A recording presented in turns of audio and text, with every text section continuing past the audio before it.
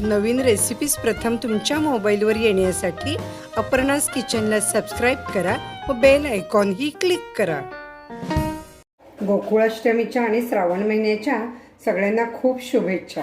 आपण आज गोकुळाष्टमी निमित्त करणार आहोत गोपाळकाला। तर त्यासाठी आपण काय काय घेतलेले आहे बघूया। हे बघा, इथे मी पांढऱ्या शुभ्र ह्या लाह्या आहेत, ह्या घेतलेल्या आहेत साधारण 2 वाटी। लाह्याचा व्हिडिओ आपला डिस्क्रिप्शन बॉक्समध्ये लिंक असेल, ती तुम्ही जरूर बघा बघितली नसेल तर। 2 वाटी लाह्या आहेत। त्यानंतर आपण अर्धी वाटी पोहे हे धुवून घेतले, ते साधारण 1 वाटी झालेले आहेत। एक 2 मुठी मी हरभऱ्याची डाळ आणि असे शेंगदाणे हे भिजत घातले होते 3-4 तास असे हे आहेत। त्यानंतर 1 वाटीभर आपण दही घेतलेले, हे गोड दही आहे। त्यानंतर इथे लोणच्याचा माझा खार घेतलेला आहे मी। हा बघा, कोणतेही तुमच्या घरामध्ये लोणचं असू दे, लिंबाचं असू दे, आंब्याचं असू दे, मिरचीचंही चालेल। थोडंसं लोणचं आणि त्याचा खार घेतला की अगदी आपला काला स्वादिष्ट होतो। त्यानंतर हिरवी मिरची अशी बारीक चिरून घ्यायची आहे आणि कोथिंबीर बारीक चिरलेली आहे। मीठ आपण 1 टीस्पून घेतलं आहे, 2 टीस्पून साखर घेतलेली आहे। आपण लोणी 1 टीस्पून घेतलेला आहे आणि ओलं खोबरं घेतलेलं आहे 2 चमचे। याच्यामधली एखादी गोष्ट समज तुमच्याकडे खोबरं नाही किंवा मिरची नसेल तर तिखट घालायचं आहे, असं घातलं तरीसुद्धा काही हरकत नाही, कमी जास्त थोडंफार चालू शकतं। तर ह्या पदार्थाला अतिशय आपल्या पुरातन काळापासून सात्विक महत्त्व आहे की पौष्टिक तर आहेच हे, पण त्याला एक आपल्याला धार्मिक कारणसुद्धा आहे। तर आपण आता बघूया कसा करायचा गोपाळकाला। पहिल्यांदा मी बघा मोठ्या बाउलमध्ये असं दही घेते, पाहिजे तर त्यात थोडं दूध घातलं तरी हरकत नाही। त्यानंतर मी हे लोणचं घेतलेलं आहे, थोडं लिंबाचं आहे, थोडं मिरचीचं आहे। 2-3 लोणची मी अशी मिक्स केली आहे, ती घेतलेली आहेत। त्यानंतर ओलं खोबरं आहे,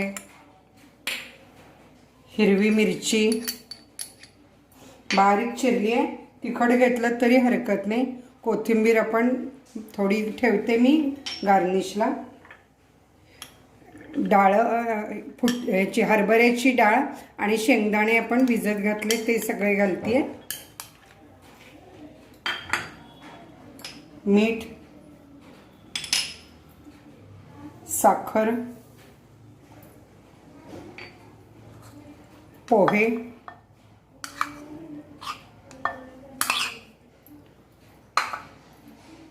त्यानंतर लोणी घालायचं। असं लोण्याला खूप महत्त्व आहे, थोडं तरी यामध्ये लोणी असावं।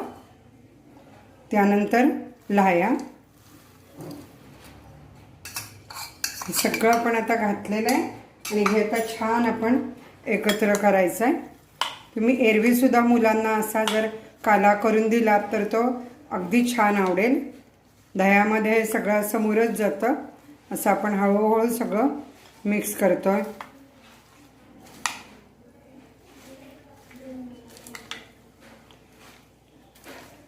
याला अतिशय चव छान येते।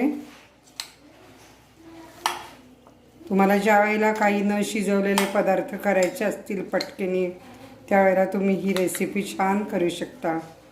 मला कमेंट्समध्ये बऱ्याच जणांनी विचारलेलं होतं की गोपाळकाला कसा करायचा, तर त्यासाठी मुद्दाम ही मी रेसिपी केलेली आहे।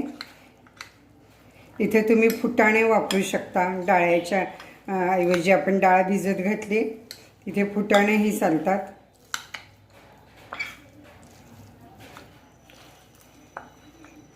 माझ्या सासूबाई नेहमी भजनामध्ये असा गोपाळकाला करायच्या, त्यामध्ये बऱ्याच आणखीनसुद्धा वेगळ्या वस्तू घातल्या जायच्या। प्रत्येकजण काहीतरी आणताना सगळ्या बायका मिळून अशा मंडळामध्ये म्हणा किंवा भजनामध्ये गोपाळकाला करतात आणि मग दहीहंडीमध्ये भरून तो काला भरलेला असतो आणि मग नंतर ती दहीहंडी फोडली जाते आणि मग तो प्रसाद सर्वजण वाटून घेतात। असं मी ही हंडी छोटी घेतली आहे, त्यामध्ये असं आपण गोपाळकाला घालायचा हा।